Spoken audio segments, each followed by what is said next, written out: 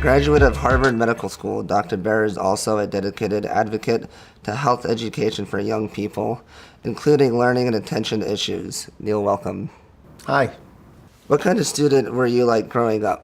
I was a great student. I really found my sanctuary in school and loved my teachers, loved projects.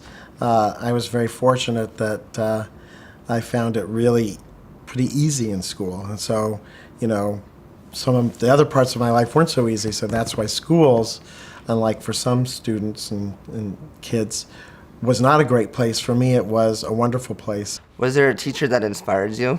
The teacher who most inspired me was my French teacher named Penny Taylor, and I'm still in touch with her. She had such a profound influence on me. And the first play I wrote was in French when I was 10 years old, and I played all the parts. So, she taught us how to sing the Beatles songs in French, because the Beatles were very popular back then. And so, still today, so many decades later, we're still close friends. So that shows you the profundity of her impact on me. What have your years in medicine and education taught you about people? Everybody has a story that's really interesting and has twists and turns and is unpredictable, and you have to listen hard for the story, or you won't make the person comfortable. If you're a physician, for instance, you have to elicit the story, otherwise you can't make a good diagnosis. And if you're a writer, you have to obviously have an empathy for the characters. And so a good doctor has to be empathetic and has to have a driving, unabiding interest in the patient's story. A writer has to have those same qualities. What drew you to being an advocate for people with learning differences? Right when I got out of college, I taught elementary school. And I always was drawn to the kids who had difficulty. Working with them and knowing how they struggled, because I had my own struggles growing up, and so not with learning disabilities, but being gay and not being out until about 3.5 years ago. So I really identified with the struggles that these kids were going through, and I was just drawn to them. And so I worked a lot with these kids, and I can remember referring them to the learning specialist and trying to figure out what the best learning modality would be for them. Would it be like visual? Would it be audio? Would it be through touch? Would it be through eating cereal, the alphabet cereal, to learn how, to taste the words? I would try anything. And I worked with this wonderful teacher who was an inspiration to me, and she just was this breath of life and loved all the students, and it didn't matter what their learning style was. And so I take that, lesson from her, that trying to, not judge a learning style even today. What makes for an effective ally or advocate? Empathy is the most important thing that we have as human beings that allow us to connect to others. I can't walk in someone else's shoes who's dyslexic, because I've not had that challenge, but I've had other challenges, and so I know what it's like to walk in shoes where you're facing challenges. And so I think that we can help, and then we can show people what it's like. Now we have all kinds of ways, visually and audially, to show how that person is interpreting words or hearing words or hearing, and seeing paragraphs on a page. And that, I think, helps people concretely understand the challenges that many people face. What would you say to a young person who feels shame about their learning differences?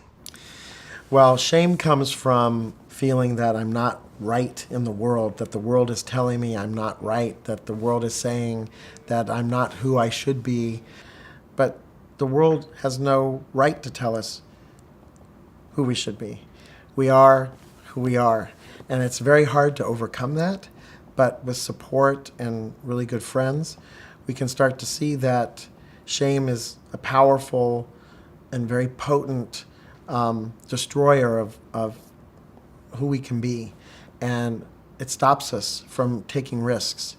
And so I would say that, sometimes we need to go into therapy, sometimes we need to ask for help, but shame is really a paralyzer, and it makes us feel less than who we are, and we have to, with support of family and friends and therapists, really get through, and books, get through this notion that we have something to be ashamed about because we have a learning difference or our sexuality, or we have some kind of physical difference.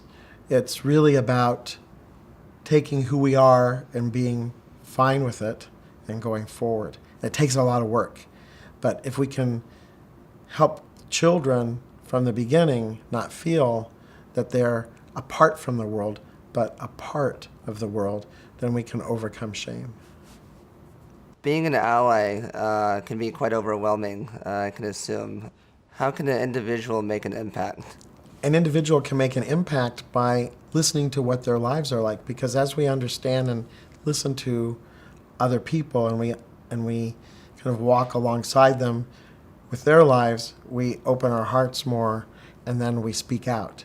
And so ultimately we want to speak out, even if we're not directly dealing with these challenges on a day-to-day basis. We can still speak out. There's not just one way to learn. There's not just one way to be in the classroom. There's not just one way to sit. There's not just one way to write something. And I did a documentary about this recently called If You Build It, about kids in the poorest county of North Carolina who built a farmer's market to save their town.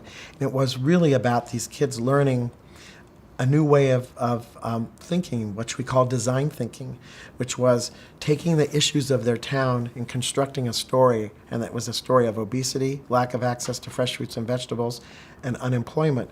And they sought to create a solution, which was building this farmer's market. That was not a typical high school classroom. It was done in a barn where they had a design lab. So it was all about being open to innovative ways of learning and thinking. And that's what an ally can do too, is to support innovation. 3 ways to ask for help. Well, the most important way to ask for help is just to ask for help and say, I need help. And I've had to do that, many numbers of times throughout my life. I think sometimes we're taught, again, just like shame, we're taught that one doesn't ask for help because it shows weakness, but asking for help shows the most strength. So I would say, I don't even know if there are 3 ways to ask for help. I would say, why not just say there's one way to ask for help, which is to say, I need some help.